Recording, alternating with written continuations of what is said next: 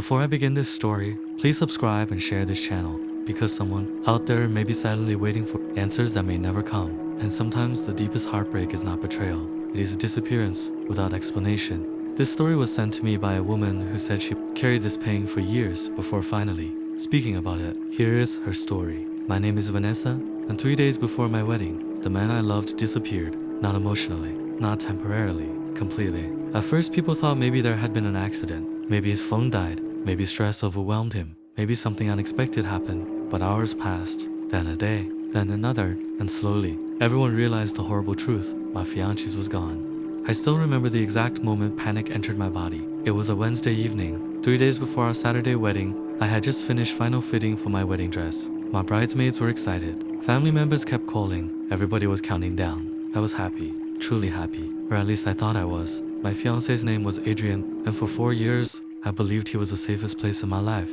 He was calm, responsible, soft-spoken, the kind of man who made people trust him easily. Even my father loved him, and my father trusted almost nobody. That tells you how convincing Adrian was. We met through work, started as friends, then slowly became inseparable. He proposed 2 years later during a family dinner. Nothing dramatic, nothing flashy, just sincere. That was Adrian. Simple, reliable, steady, or at least the version of him I thought I knew. Our relationship looked healthy from the outside. And honestly, most of it truly was. We rarely fought badly. He supported my dreams, remembered important dates, comforted me during difficult moments. And for years, I genuinely believed I was about to marry the right man. That is what made what happened so psychologically devastating.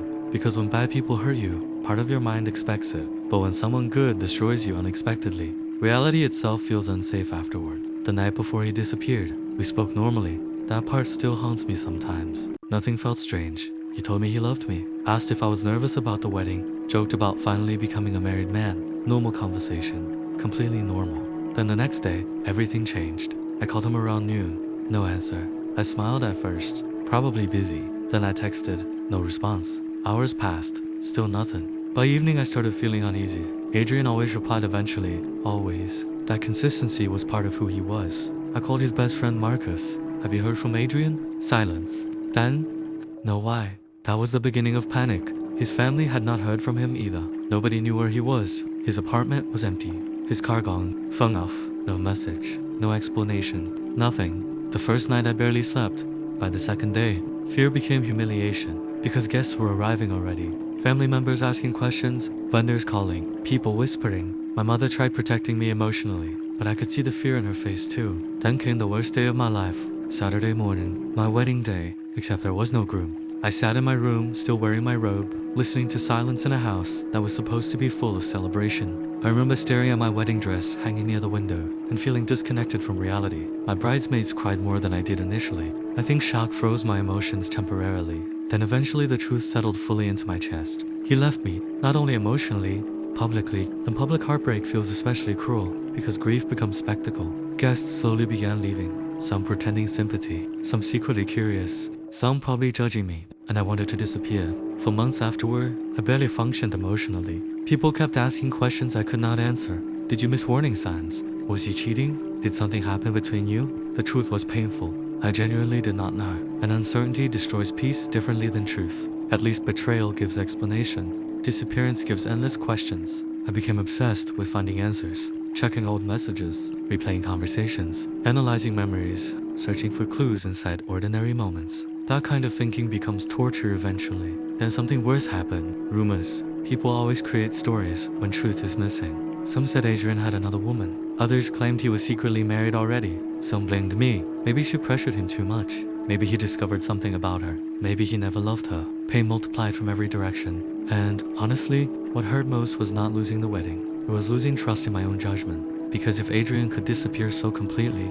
who was he really? And how did I never see it? Months passed. Then a year. No answers. Nothing. Eventually, people stopped asking about him. Life moved on for everybody else. But not for me. Because unresolved heartbreak freezes parts of your life emotionally. I struggled trusting anyone after that. Relationships felt dangerous. Commitment felt frightening. Even happiness became suspicious. Because I learned how quickly life can collapse unexpectedly. Therapy helped slowly, very slowly. I rebuilt myself piece by piece, focused on work, travel, healing, friendships, and eventually, I stopped expecting Adrian to return. Then 3 years later, he did. And honestly, part of me wishes he had not. It happened on an ordinary afternoon. I was leaving a bookstore carrying coffee when I saw him standing across the street.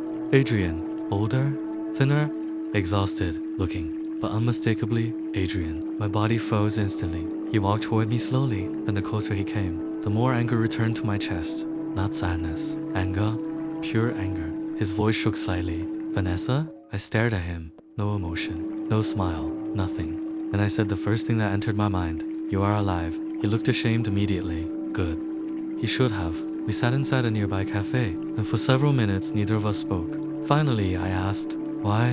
One word, but inside that word lived years of pain. He looked down before answering. Because I was afraid. I laughed bitterly. Afraid. Interesting. Because fear seems to destroy many selfish people's morals, he explained slowly. And honestly, parts of his explanation broke me differently than I expected. Adrian had been diagnosed with a serious degenerative illness months before our wedding, a condition that could eventually leave him physically dependent on others.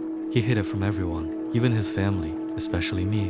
Why? Because according to him, he loved me too much to trap me in that future. I became furious instantly. You do not abandon someone publicly to protect them. You destroyed me.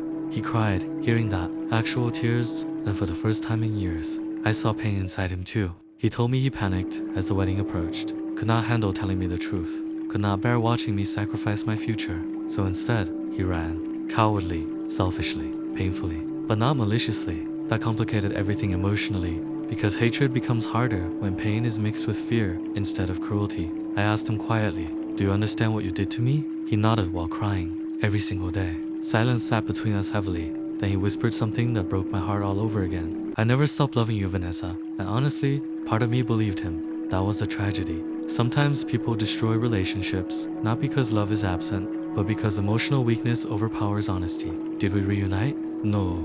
Some damage changes relationships permanently, but we finally got closure. Real closure. And sometimes that matters more than reunion. Adrian apologized properly, not for leaving the marriage, for taking away my dignity and choice. That mattered deeply, because love should never remove another person's right to choose. Even painful truth is kinder than disappearance. A year later, Adrian passed away, and when I received the call, I cried harder than I expected, not because I wanted our old life back, because grief is complicated when love and pain exist together. So if my story teaches anything, let it teach this. Please communicate honestly with people who love you. Do not disappear. Do not make life-changing decisions for others without truth. And if you are hurting right now because someone vanished from your life without explanation, please hear me carefully. Sometimes people disappear because they are selfish, sometimes because they are cowards, and sometimes because they are broken in ways you never understood. But whatever the reason, their disappearance is not proof that you were unworthy of love. If this story touched you, please subscribe and share this channel, because someone out there may need this. Reminder tonight, my name is Vanessa, and this was the love story that almost destroyed my ability to trust again.